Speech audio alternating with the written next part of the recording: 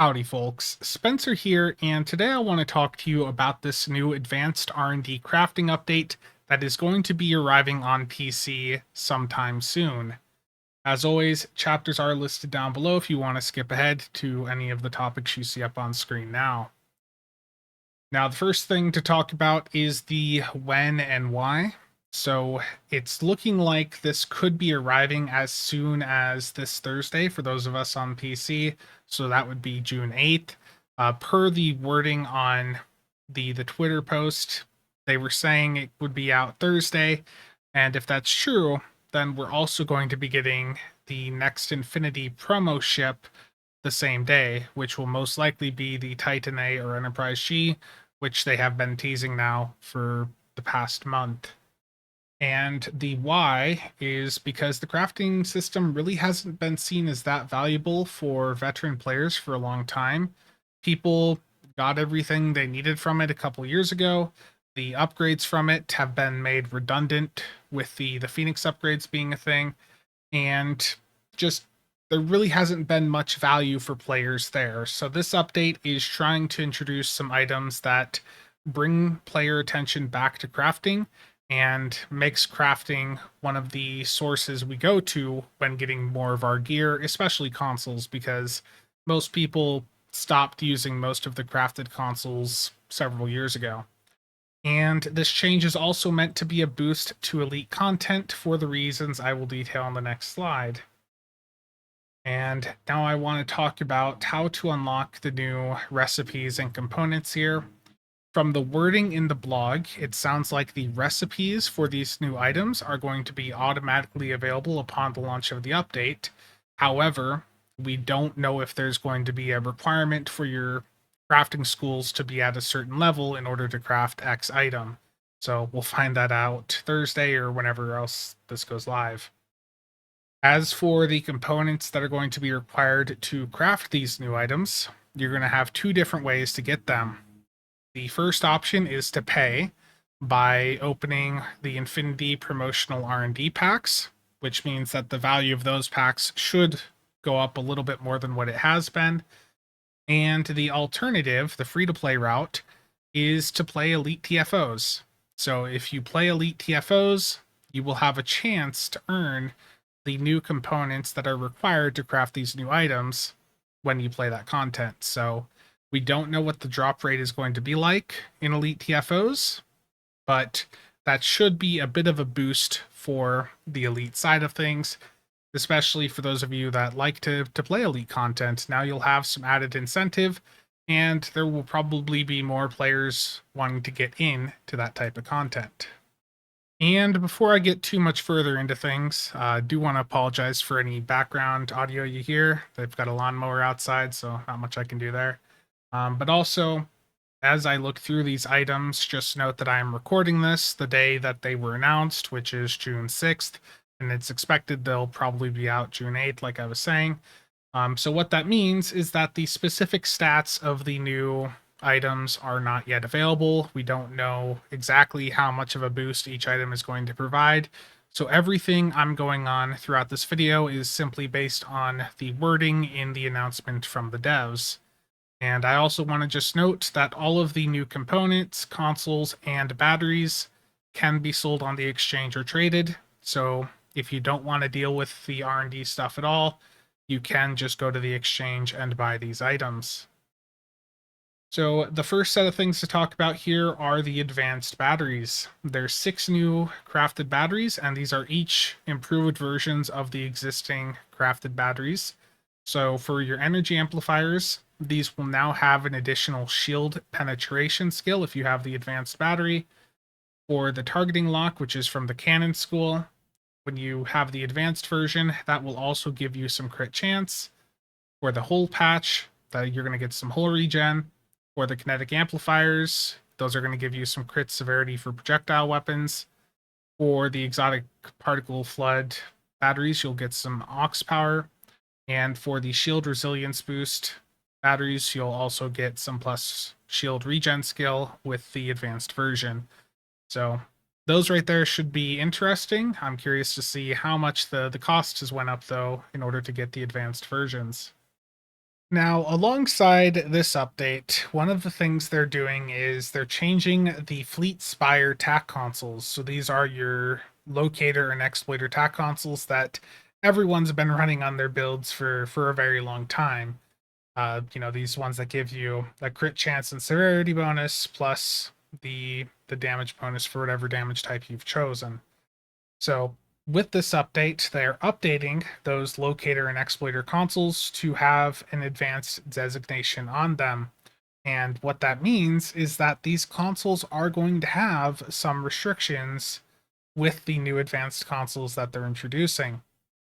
Those restrictions are basically that you are not allowed to mix the advanced consoles from the different professions together. So if you're running the advanced tactical consoles, which are the locators and exploiters that we already have, then you can't run the new advanced engineering or advanced science consoles. So if you want to run the new advanced engineering consoles, you have to take off your locator and exploiter consoles on your build. You're not allowed to have any of them on if you have an advanced console on from a different profession. Now, your class, your actual captain class has nothing to do with this. This is simply the slots on your ship.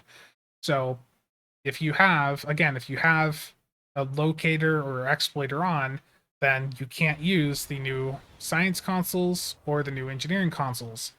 If you have one of the new engineering consoles on, then you can't use a science one or attack one. And if you have a science one on, you can't run an advanced engineering console and you can't run an advanced tactical console. So that's the limitations and restrictions that they've put in place here.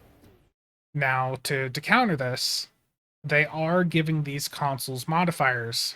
So if you're wanting to go for some of the engineering consoles or some of the science, then it is possible to get like a phaser damage modifier on them or disruptor damage or whatever damage type you want.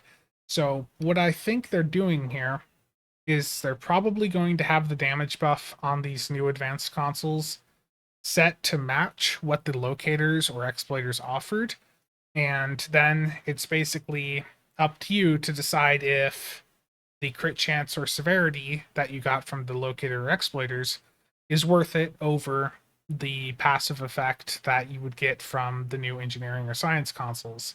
So I think it's not going to be that big of a deal. Your locators and exploiters are still going to be valuable and as usable as they are today. It's just that if you want to mess around with these new things, then you're going to have to drop them and sacrifice the crit chance or severity that they gave you. So let's take a look now at the new engineering and science consoles to see if any of them are even worth dropping your crit chance or severity for.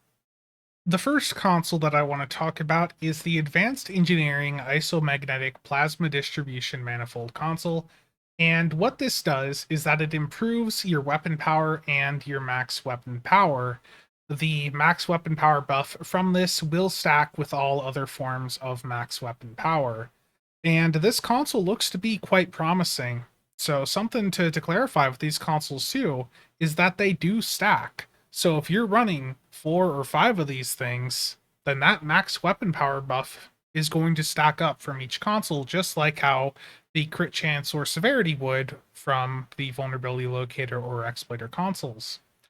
Now, this console looks to be quite promising, and honestly, for those of you doing high-end directed energy weapon builds, this has the potential to be a meta pick if the numbers on it are good enough. The downside is that it does use engineering console slots, which is going to limit the number of viable ships for you.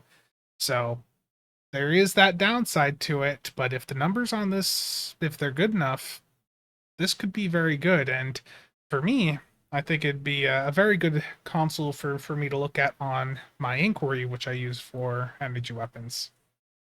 Now, the next console here is the Advanced Engineering Hangar Craft Power Transmission. And what this does is it improves weapon power and max weapon power for your hangar pets, as well as providing them with a bonus torpedo damage buff.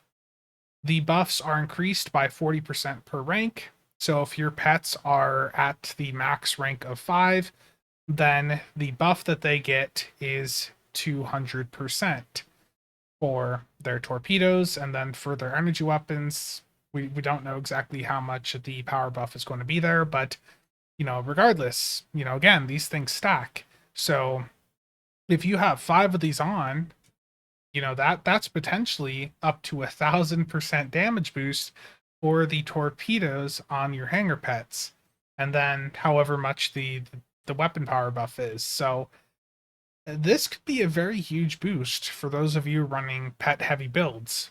The weapon power buff is going to help the energy weapon side of things, and then the tort buff will massively help their damage output. 1,000 cat 1 or cat 2, whatever it is, that's going to be a huge damage boost for those torpedoes there.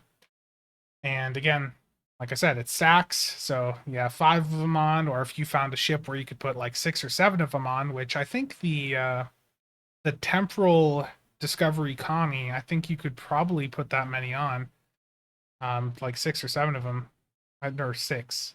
That'd be a really good ship to use. The legendary one would be able to do 6, and then the miracle worker version would be able to do 7, because that is actually a miracle worker, so it does the extra slot. So for those of you doing pet heavy builds, it's definitely something to take a look at. And on the science side of things, the first advanced science console here is the Energy Field Gradient Projector.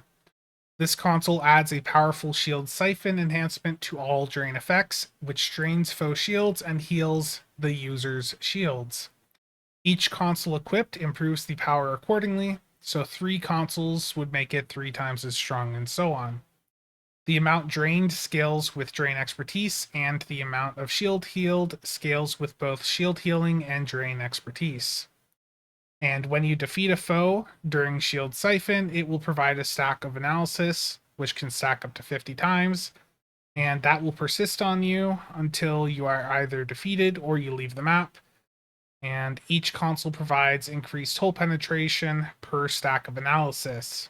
So for drain heavy builds, this looks like it could be a very good boost, and I'm curious to see how much hole penetration you get per stack and how well that scales up with multiple consoles equipped. And now is the second advanced science console, the Exotic Particle Amplifier. This console provides a base bridge officer ability damage buff based on your EPG. It scales up to 500 EPG, and it also provides bonus non-bridge officer ability exotic damage based on your EPG skill. Again, it caps out at 500 EPG. Now, this console, I'm not really that sure on how effective it's going to be. The EPG meta for quite a while now has involved basically every console on the high-end science ships being a universal console, some sort of cyclicky. So the numbers on this are going to have to be pretty good in order for people to justify dropping some of those universal consoles. Very much, as I say here, it's very much a wait for the numbers situation, because this is the one that I have the most questions about, and I'm the most hesitant about how much value it's actually going to have. We'll have to wait and see. And I want to talk about the potential meta impact that all of these new items have.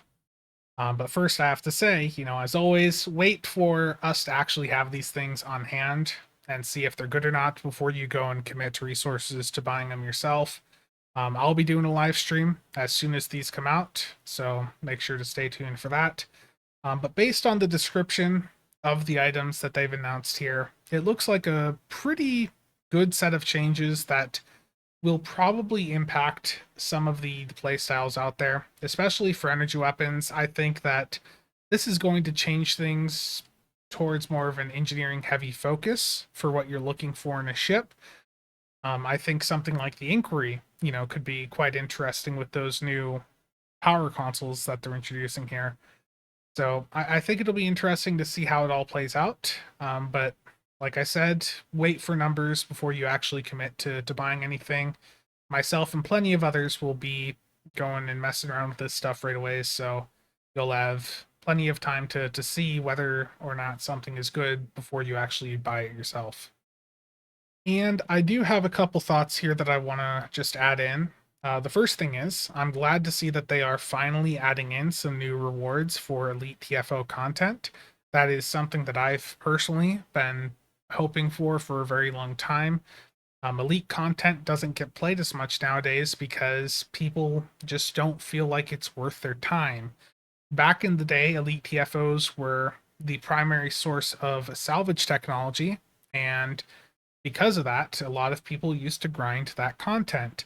So if the drop rate on the new component is really good from Elite TFOs, then I think that'll be a nice boost to the amount of engagement we see in that type of content. Now, the overall update with all these new consoles should also be a pretty good boost to the player exchange alongside Elite TFOs getting a boost. So, another thing too, for those of you that like to grind resources or that are looking to get some EC, just by playing the game, Elite TFOs could be a very promising option here again with this update because if you can go in and farm a bunch of Elite TFOs and get a bunch of these new components, then that could be a fair bit of EC that you're getting from, just playing the game. And I'm not very fond of the Elite Spire consoles being limited here, but it is important to note that this is an MMO, and it's very common in MMOs for older items to be reduced in value over time. And thankfully, they didn't go about nerfing them here. Rather, they've simply added in alternatives that are going to make people, consider dropping those consoles. So, Cryptic in the past, especially when Boardkiss was the one in charge of the system side of things, did not have the best track record with things. The Embassy consoles were a notable thing from way back.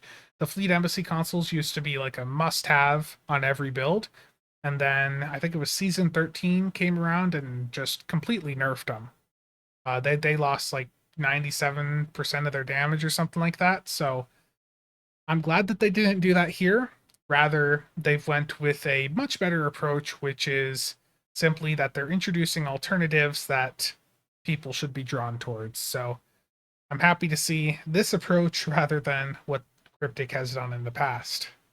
And to summarize everything up here, the Advanced Console Crafting Update introduces some new devices and consoles that are very likely going to change the meta and potentially change what ships people consider for some playstyles, especially when it comes to energy weapons or hangar focused ships. The components, consoles, and devices from this update will all be sellable on the exchange or tradable if you want to directly trade to other players. The components these new items require can be acquired by playing Elite TFOs or opening Infinity promotional R&D packs. So there's a paid option and there's also a free-to-play option. Your Fleet, Spire, Locator, and Exploiter attack consoles are going to be updated with this update to become advanced consoles. And most notably, you can't mix consoles from different professions. So if you have those Fleet, Spire attack consoles on, you can't run the new advanced science or engineering consoles. And if you run one of the new engineering consoles, then you can't run the Psi or TAC ones. And I'll just remind you guys again that your captain class has absolutely nothing to do with this. This is just referencing the console slots on your ship. Overall, it's a pretty nice update, and I look forward to trying it all out. I will be doing a live stream as soon as this stuff goes live here, which sounds like it might be this Thursday, the 8th. So no idea when it's going to arrive on console, but that is going to be it for today. Again, thank you to all channel members and viewers for the continued support. More content is coming soon. See you guys around.